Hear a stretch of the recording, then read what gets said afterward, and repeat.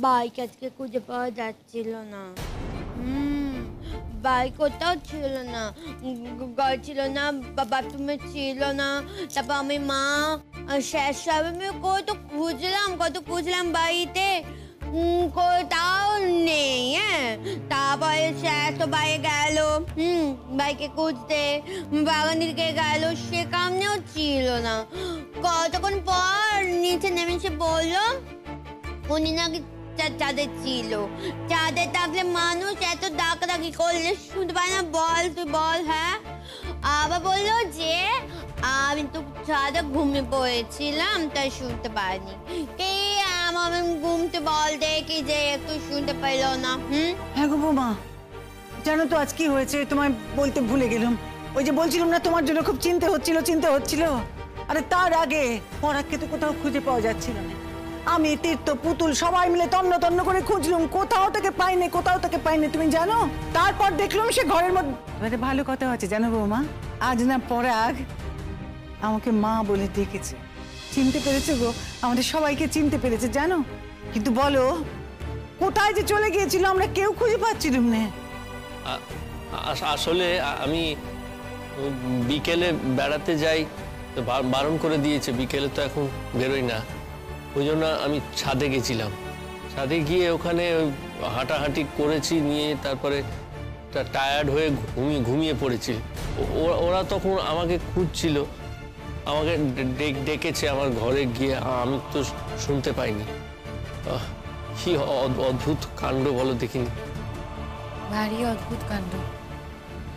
ভাবলেই না আমার হাত পা কিরকম হিম হয়ে আসছে। মানে না, বলছিলাম আর কি, কপালের ওপর দাগটা খুব রহস্যজনক। জোরে কিছু দিয়ে বাঁধা থাকলেই এরকম একটা দাগ হয়।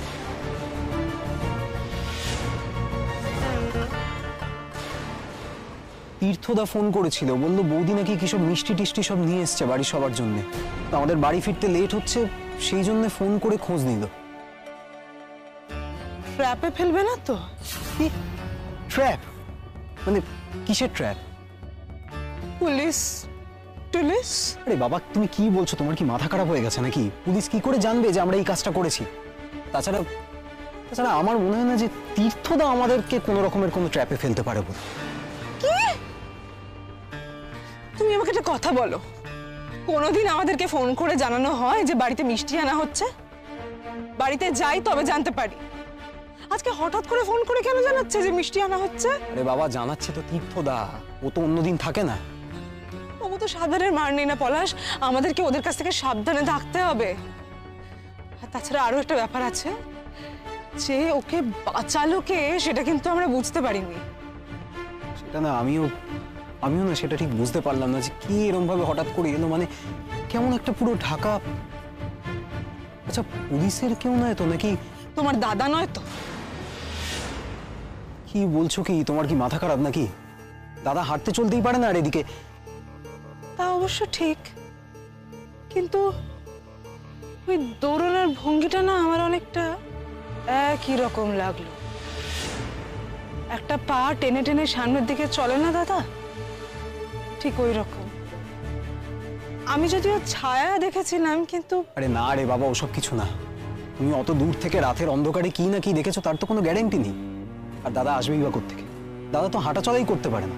তবে হ্যাঁ, কেউ একজন তো ছিল যে ওর সাপোর্টার। সেটা কে সেটা আমাদের খুঁজে বার করতে হবে, তা না হলে কিন্তু আমরা আমাদের কোনো কাজ ফ্রিলি করতে পারবো না। আজকের দানটা না পুরোটাই ফসকে গেল।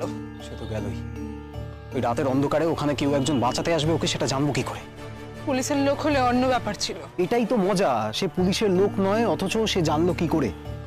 সে জানলো কি করে যে ওখানে ওই রাতে এরকম একটা দুর্ঘটনা ঘটবে শিমুলের সাথে? আমার মনে হয় লোকটা এদিকেই কোথাও থাকে জানো, কিন্তু সে নিজেকে ওরকম আপাদমস্তক ভাবে ঢেকে রেখেছিলই বা কেন? আমার কি মনে হয় বলো তো, যে ওকে বাঁচিয়েছে সে আমাদের খুব চেনা, আর সে জানতো যে আজকে রাত্রে আমরা এটা করব। তুমি যে কি বলো না প্রতীক্ষা, সে গোয়েন্দা সংস্থার গোয়েন্দা গল্পগুলোর মতো করে ফেলছে এই ব্যাপারটাকে। শোনো, শিমুলকে যে আমরা কিডন্যাপ করবো এই ব্যাপারটা তুমি আর আমি ছাড়া কেউ জানতো না, তাহলে যে ওখানে ওকে বাঁচাতে আসলো সে কি করে জানবে? না, আর একজন জানতো পলাশ। আর একজন কে? তোমার দাদা। তাকে তো এলেবেলে ধরে নিয়ে আমরা তার সামনে গুছিয়ে সমস্ত প্ল্যানিং করে ফেলেছি। না না, কিন্তু এটা তো হতে পারে না।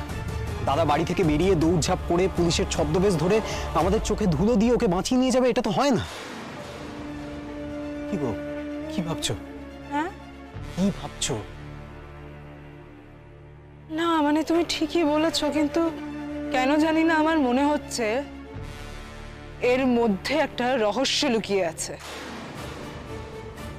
রহস্য তো একটা আছেই, সেটা কি সেটা আমাদের জানতে হবে।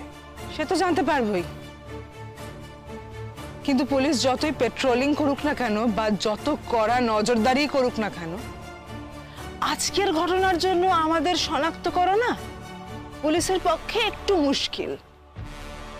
আমি 500% সিওরিটি দিতে পারি আজকে শিমুলও বুঝতে পারেনি তুমি ওকে অ্যাটাক করতে গেছিলে।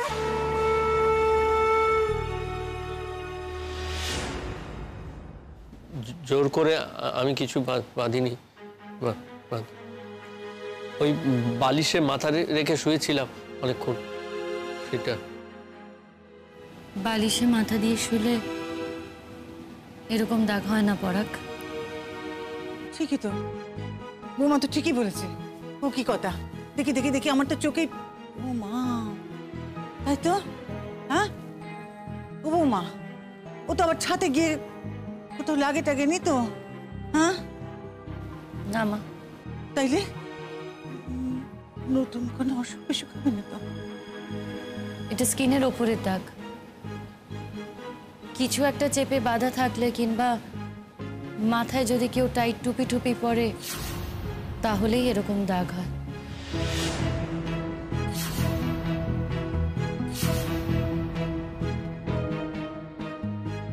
টুপি টুপি টুপি তো আমি পরিনি, কিছু সেরকম টুপি পরিনি। তুমি কি বলছো আমি বুঝতে পারছি না। না না পরাগ, দেখে মনে হচ্ছে বলেছে। টুপি ছিল এটা তো বলছে না। টুপি না হলেও কোনো কিছু দিয়ে একটা কিছু বাঁধা ছিল, আর সেটা খুব টাইট ছিল। তা না হলে তো এরকম হবে না। তুমি কি বলছো বলো তো? না, আমি এখনো কিছু বলিনি, ভাবছি।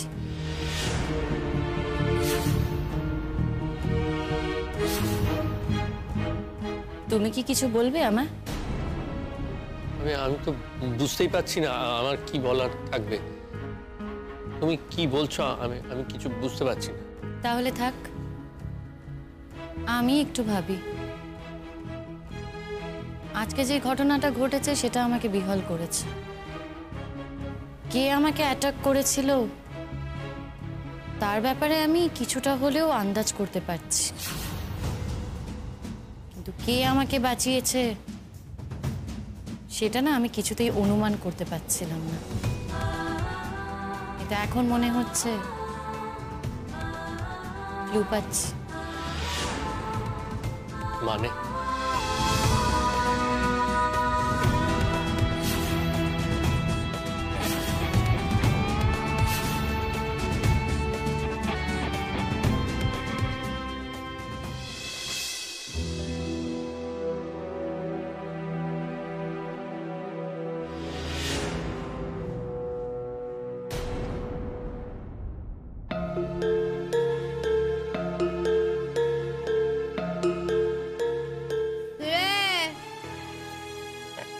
এত দেরি করলি কেন বাড়ি ফিরতে? ইস, এই পুতুল দি, তুমি না বাড়িতে আছো আমি একদম ভুলে গেছিলাম গো। নাহলে তো তাড়াতাড়ি চলে আসতাম। আসলে ওখানে মায়ের শরীরটাও এত খারাপ, আর আমি রান্না বান্না করেছি তো মা না খাইয়ে ছাড়ছিল না গো একদম। আচ্ছা মা, বলছি আমি কিন্তু খাবো। সে কি, শ্বশুরবাড়ি থেকে খেয়ে আসোনি? কেন, তোমার খুব অসুবিধা হচ্ছে? এ বাবা, আমার কেন অসুবিধা হবে? তোমার বাড়ি তুমিই খাবে, কিন্তু ওই এক রাতের মধ্যে দুবার খাবে তো, তাই বললাম আর কি। পলাশ, তুমি কি শ্বশুর বাড়ি থেকে আধ পেটা খেয়ে এসেছো নাকি? না আসলে আমার বাড়ির খাবার না খেলে না পেটের ভাত হজম হয় না। মা জানে কি? মা তুমি জানো না, বলছো না কেন? ওফ, ও কি কথা? খাবি তো খা না, রান্না তো করাই আছে। ও কি কথা?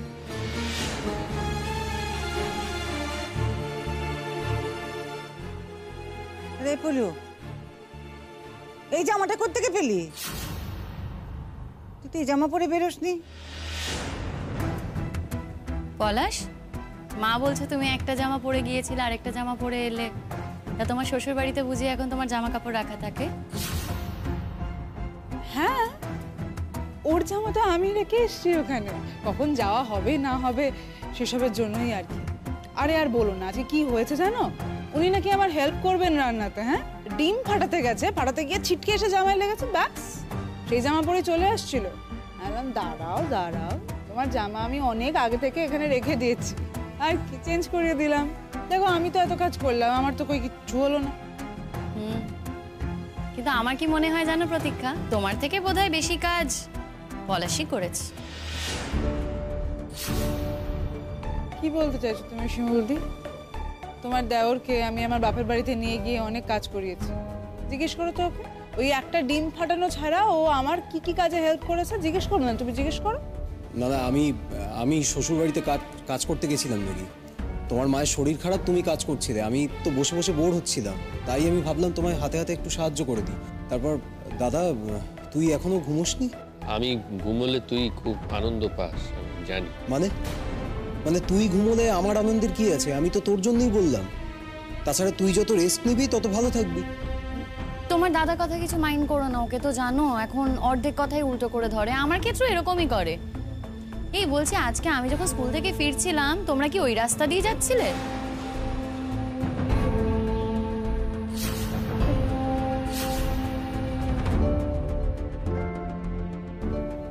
ওই রাস্তা দিয়ে মানে কোন রাস্তা দিয়ে?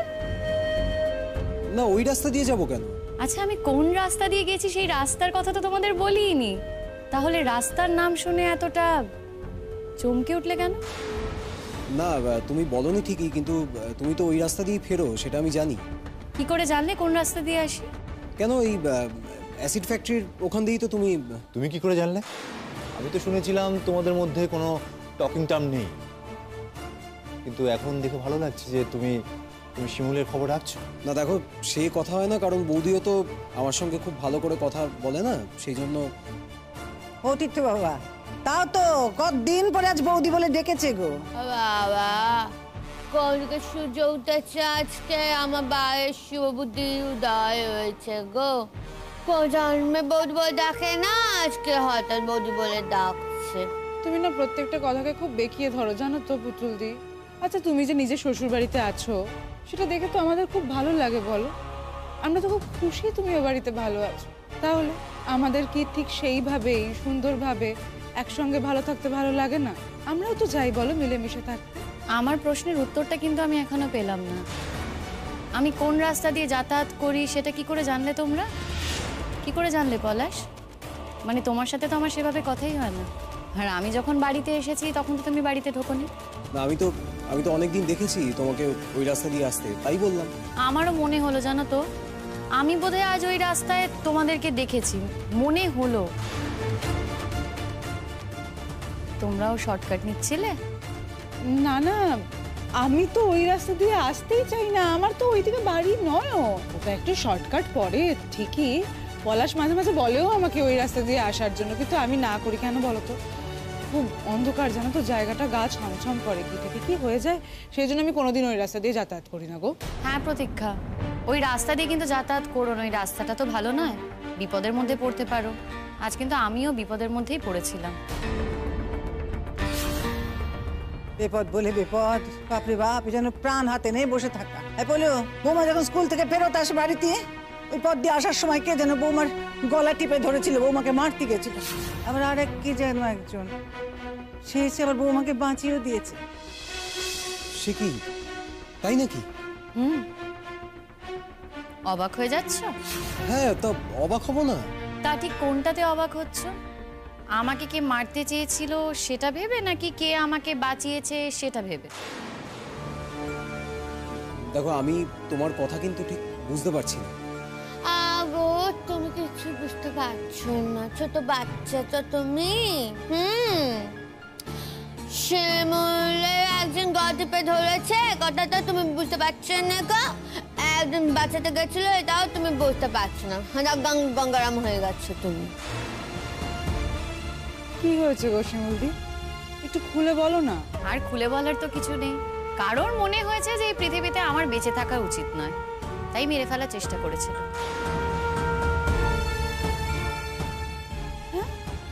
সে কি? সে কে তুমি বুঝতে পেরেছো? না না, বুঝবো কি করে বলো তো, এই অন্ধকারে কি আর বোঝা যায়? অন্ধকারে তো কিছুই বোঝা যায় না, তবে হ্যাঁ একটা অনুমান করতে পেরেছি।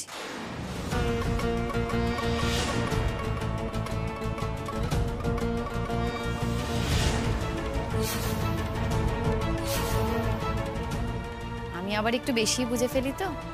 মানে তুমি তাহলে তার নামে পুলিশে কমপ্লেন করো? করিনি, কে বললো তোমাকে?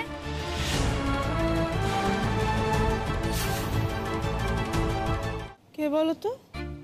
তোমাদের পাড়ার কেউ নাকি ওই শতদ্রু?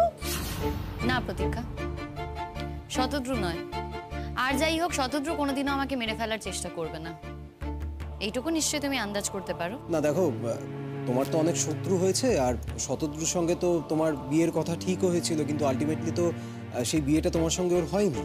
তাই হয়তো শতদ্রু এখন যখন দেখছে যে তুমি দাদার সঙ্গে সুখে শান্তিতে ঘর সংসার করছো, তারপর তুমি চাকরি বাকরিও করছো, হয়তো সেই হিংস্রতা থেকেই শতদ্রু তোমাকে এটা করতে চেয়েছে, মানে এই পৃথিবী থেকে সরিয়ে দিতে চেয়েছে। দেখো আমি এটা বলছি না, কিন্তু হতেও তো পারে, মানে মানুষের কখন কি হয় সেটা তো বলা যায় না, না? তা নাহলে তোমাকে গলা টিপে ধরার মতো আর কেই বা আছে বলো? কিন্তু কে বাঁচালো সেটাই তো বুঝতে পারছি না। আশ্চর্যের ব্যাপার, যে বাঁচালো সে নিজের পরিচয়ও দিল না। শিমুলের বেঁচে থাকাটা যে দাম দেয় সেই ওকে বাঁচিয়েছে। সে যেই হোক না কেন, আমাদের পরিবারের পক্ষ থেকে তার প্রতি কৃতজ্ঞ হওয়া উচিত। না না, 100 বার। একজন মানুষ বিপদে পড়েছে আর একজন মানুষ তাকে বাঁচিয়েছে, হয়তো সে এত কিছু ভেবেই বাঁচায়নি, হয়তো সে এমনিই বাঁচিয়েছে। সেই তো। কিন্তু জানলো কি করে বলো তো যে আমি বিপদে পড়তে পারি? না মানে ওই রাস্তায় তো কেউ আর দাঁড়িয়ে বসে থাকে না, শর্টকাট নেওয়ার জন্যই যাতায়াত করে, তাই জানারও কথা না, তাই না? হ্যাঁ, তো প্যাসেঞ্জার মানে তাদের মধ্যেই হয়তো কেউ ওদিক দিয়ে যাচ্ছিল, তখনই তোমাকে দেখতে পেয়ে বাঁচিয়েছে আর কি। কিন্তু বিপদে ফেললোটাকে?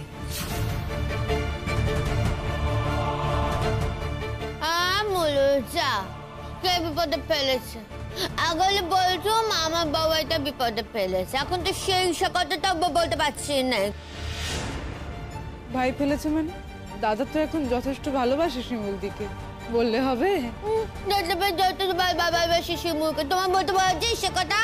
আমি জানি না দাদাভাই ভালোবাসি কে বাসে না ভালো। দাদাভাইয়ের কথা আমি মোটে বলি না। তাহলে কার কথা বলছো?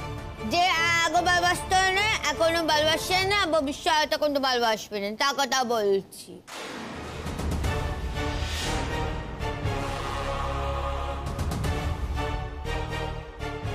পুতুল, তুমি চুপ করো। ও বাবা, ওর কথা অত দাম দিও না। বলি এই পলিও, ও তুই পুতুলের কথা না শুনে খাবি কি? খাবি তো আয়, খেয়ে নে। দেখ বাপু, শরীর মেজাজ আজকে কিচ্ছু ভালো নেই, যা বিপদ গেছে না আমাদের উপর দিয়ে। উফ, বলি উপরাগ, তুই এখনো নিচে কেন বসে আছিস? জানে বাবা, উপরে গিয়ে শুয়ে পড় যা। মা তখন থেকে তোমার ছেলেকে তো এই কথাটাই বলছি, যাও না উপরে গিয়ে শুয়ে পড়ো, কেন নিচে বসে আছো? আর কতকাল আমাকে এইভাবে শুয়ে রাখবে? সবাই এখানে নিচে বসে আছে, কথা বলছে, গল্প করছে, আমি ওপরে শুয়ে থাকলে আমার ঘুম আসবে? তা ঠিক, কিন্তু তোমার কপালের দাগটা তো রয়েই গেল, এখনো মেলাচ্ছে না কেন বলো তো? আমি ঠিক জানি না, বুঝতে পারছি না, কি জানি, হয়তো কোনো রক্ত জমাট বেঁধেছে তাই। সত্যি কথাই তো বৌমা, কিছু বুঝতে পারলে দাগটা কি করে হলো গো এরকম ভাবে? বুঝতে পারছি না তোমার, বুঝতে পারছি না বলেই তোমার ছেলেকে জিজ্ঞেস করছি যে দাগটা এখনো রয়ে গেল, মেলালো না। আচ্ছা বলছি শিমুলদি, তুমি কাউকে সন্দেহ করো? হ্যাঁ, তুমি বুঝতে পারছো মানে কে তোমাকে মারতে পারে? ও আচ্ছা, বুঝেছি, মানে ওই চন্দনদা কি?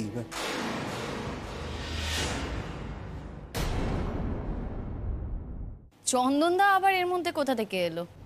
না দেখো, চন্দনদার সংসারটা তো ভেঙেই গেছে, কারণ তুমি তোমার বন্ধুরা মিলে গিয়ে ওসব কীর্তিকাহিনী তো সব ফাঁস করেছো, সেই জন্য সমাজের চোখে ও তো ভিলেন হয়েই গেছে। আর সেই জন্য ওর একটা রাগ তো থাকবেই তোমার ওপর, না? মানে আচ্ছা তীর্থদা, তুমি বুঝতে পারছো তো আমি কি বলছি? মানে তুমি না একটা জিনিস বুঝতে পারছো না, চন্দনদা কেনই কাজ করবে? চন্দনদার যদি রাগ থাকে সেটা কি শুধু আমার ওপর রাগ থাকবে? বাকি দুজনের ওপর রাগ থাকবে না? আমি তো আর একা কিছু করিনি, বাকি দুজনও ছিল। যদি আমাকে মেরে ফেলার চেষ্টা করে তাহলে বাকি দুজনকেও মেরে ফেলার চেষ্টা করবে, সেটাই তো হওয়া উচিত। না দেখো, এখন হয়তো তোমাকে টার্গেট করেছে, এরপরে হয়তো লাইনে আরো কয়েকজন আছে, মানে প্রথমে তোমায় মারছে, তারপর তাদেরকে। দেখো, আমার মনে হয় না চন্দনদার অত সাহস আছে বলে। আর সেই দিক থেকে যদি আমরা দেখি, আমরা কিন্তু চন্দনদার সাহায্যই করেছি, সত্যিটা সামনে এনেছি। আর চন্দনদা এখন সংসার করছে বউকে নিয়ে, মেয়েকে নিয়ে।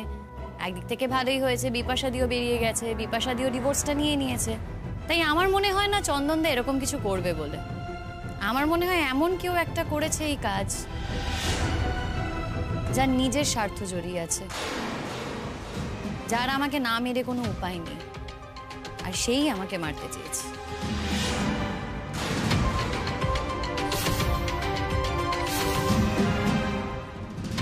শিমুলদি, তুমি কাকে মিন করছো বলো তো?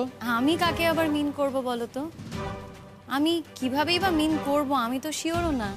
কিন্তু একটা অনুমান তো করেছো। কাকে তুমি অনুমান করছো? সেই অনুমানের কেন্দ্রবিন্দু কে হতে পারে? আরে ও পরাণ, তীর্থ বাবা, আমি বৌমাকে তো অনেকবার জিজ্ঞেস করেছিল কাকে তুমি অনুমান করছো, কে? তো বৌমা বললে যে ওই অনুমান, তো অনুমান করে কারো নাম বলতে নেই। তাই তো, অনুমান করে সত্যি তো কারো নাম বলা উচিত নয়। না, তুমি কি এসবের জন্য আবার থানা পুলিশ করলে নাকি? হ্যাঁ, জানাতে তো হলো। দেখো, ওই সময় তো পুলিশ পেট্রোলিং চলছিল, তাই পুলিশে আমাকে গাড়ি করে নিয়ে এসেছে। তাই না চাইলেও না পুলিশ এই ব্যাপারে জড়িয়ে গেছে। ওদের সামনে তো সমস্ত ঘটনা ঘটেছে প্রায়। আচ্ছা, বাড়ির ব্যাপার এটা, খুব কি দরকার আছে থানা পুলিশ করার? এসব তো অনেক হলো বলো শিমুলদি, আমরা সবাই মিলে একটু ভালো থাকি না? কি যে বলো প্রতীক্ষা, পুলিশ কি আর আমার কথা শুনবে বলো? এতদিন পর একটা কেস পেয়েছে, একবার দেখবে না যে কে আমাকে মেরে ফেলার চেষ্টা করলো? দেখবে তো, আমি না বললেও শুনবে না। আর ওই যে বললাম ওদের সামনে ঘটনাটা ঘটেছে, ওরা তো একবার ব্যাপারটা বিবেচনা করে দেখবেই। দেখো, কে আমাকে মারতে চেয়েছে তার একটা অনুমান আমি করেছি। ঠিকও হতে পারে, ভুলও হতে পারে, কিন্তু কে আমাকে বাঁচাতে চেয়েছে সেটা আমি জানতে চাই। কে আমার এই শুভার্থী, তার প্রতি তো আমার একটা কৃতজ্ঞতা থাকে, তাই জানতে চাই।